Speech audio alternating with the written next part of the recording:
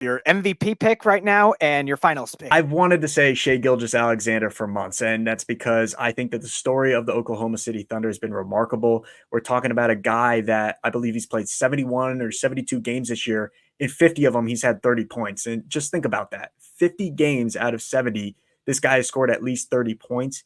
Just this past week or two, he's had a streak of 4 straight games without 30 points. That's the longest he's had all season long. And it's not like he's putting up empty numbers on a bad team. You look at the roster around him, the Thunder are young, they're inexperienced, but they have guys that can really play. And everybody on that team understands their role. They know Shai Gilgeous-Alexander is their Batman. They know Jalen Williams is their Robin, and everybody else fills the gaps around them, and they're perfectly okay with that. That's why this isn't going to just be a one-and-done team. The Thunder are going to be around for a while in the Western Conference. They're going to be dangerous, and they're going to be at the top of the standings in the league for a long time to come, especially as they continue to add talent with the cap room and draft picks that they have available.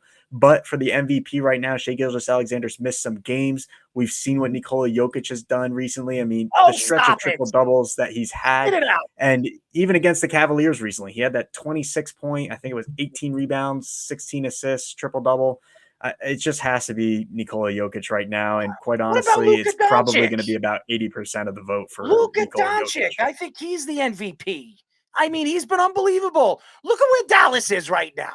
Did anybody believe that Dallas? Kyrie. Don't just say Luka. Kyrie. Luka Doncic is the best player right now in the NBA. There's no question. With if you didn't have Luka in that lineup, do you win with Kyrie? Let's be honest. Kyrie as your leader. I would not trust Kyrie at a wet paper bag, okay? You could put a paper bag on your face. I still wouldn't trust Kyrie Irving. They completely missed the playoffs last year because Luka Doncic was hurt for, 12 games at the second half of the season? Dude, Luka's been killing it all season long. He's been unbelievable. I've had him on my fantasy team.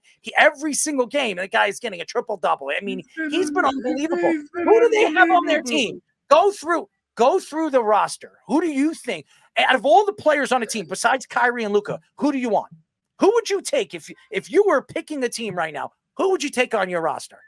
Honestly. I think PJ Washington and Daniel Gafford have been 2 excellent additions for them during the second half of the season. And quite honestly, Luka's been fantastic. I completely agree with you. But I think that those 2 players have really made the difference in them being able to rise up to the 5 seed. And quite honestly, with 6-7 games left, they're 2 games behind the Clippers.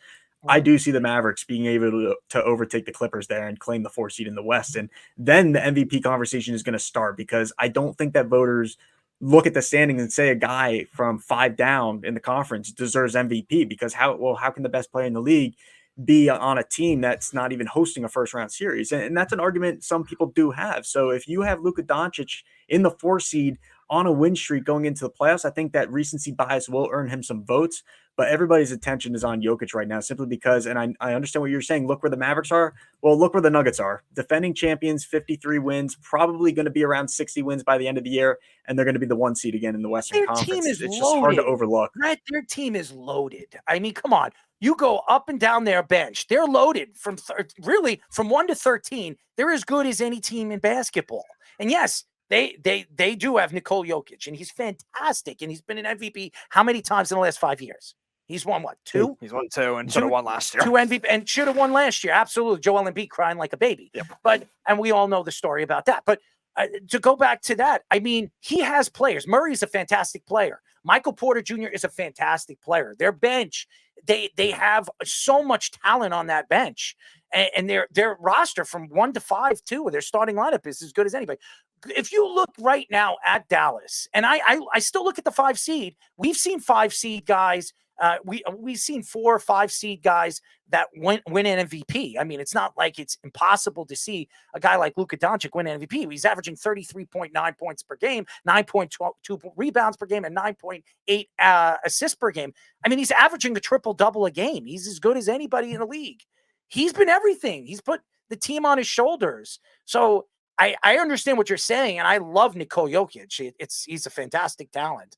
But this guy, he deserves it this year. I really do believe it. Throughout the season, the guy has been consistent. He's been playing with injuries, and he's still out there putting up the points. I think he's my MVP. If it was up to me, I'm taking Luka Doncic as my NBA MVP.